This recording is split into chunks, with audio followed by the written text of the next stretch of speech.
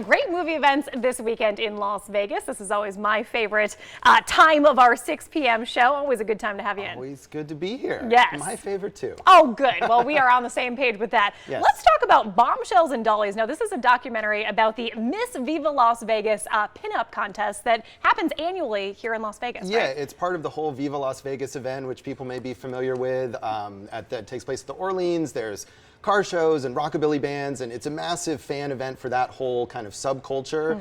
And this documentary is about this particular pageant, I guess you could call it, Yes. and follows the contestants in the Miss Viva Las Vegas pageant from a few years back, and also gives you kind of a background on the pinup culture and how it started and the way it kind of empowers a lot of people who are involved in it now. And it premiered at Viva Las Vegas last year, so people who were there might have had a chance to see it, but now anyone can see it. It's available on VOD, on Amazon, and all the various services, so you can watch it at home and get a taste of a cool, unique Las Vegas event that's been going for quite a long time. I know you saw it. What'd you think? Yeah, it's an interesting look into the subculture. Yes, I okay, think, you yeah. know, it's maybe as a documentary, it's straightforward, but it'll certainly give you something, especially if you don't know about it, it'll give you insight into what it is. I love learning about new things like that. So this is Perfect. a look in, like you said. Yes. Moving on to a production company that's putting on this showcase of local short films. And I love that they're showcasing some of these recent winners or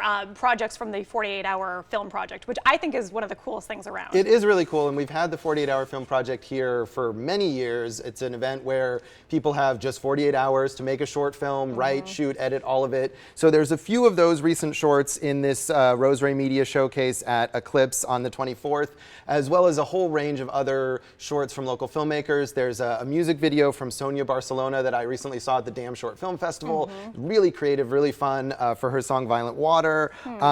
Just a range of different local talent involved, and filmmakers will be there. So it's a cool thing. They do these at Eclipse every so often. Again, February 24th, $12 to see, I think, like 8 or 10 short films, so it's not a bad deal. I was going to say that's a pretty good deal happening tomorrow.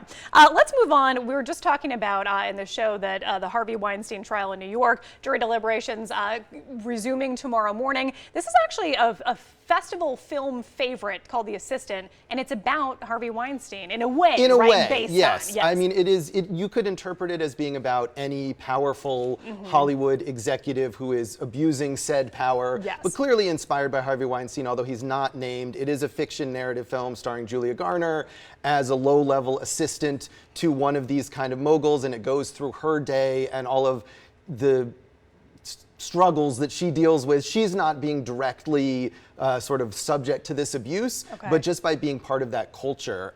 It's a very tense and fascinating drama. It was at Sundance and a couple other festivals earlier this year.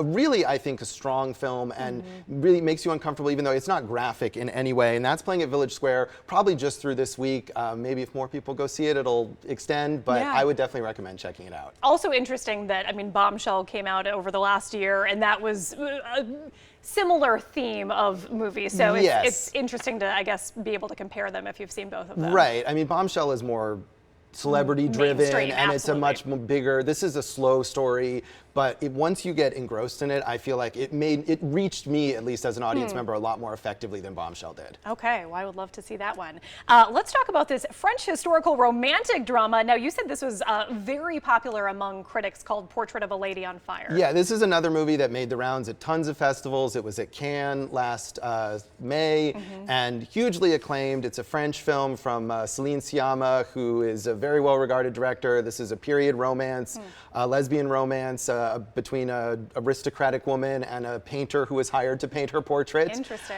There was some controversy. It was nominated for a Golden Globe for Best Foreign Film. It was not nominated for an Oscar because the French government who chooses the submission actually chose a different film, and some people felt like that was the wrong choice. But it won tons of other awards and at festivals and stuff like that. I was actually hoping to go see this yesterday, and I didn't have a chance to, but I'm really hoping to see it, especially because, again, it's at the Century Suncoast, and it may only be there through this week. So, as with The Assistant, if people go see it, I was gonna say, it'll probably extend a little longer, but this may be your only chance this week, so definitely check that out. Okay, supporting the film so they stay in theaters longer. I like that.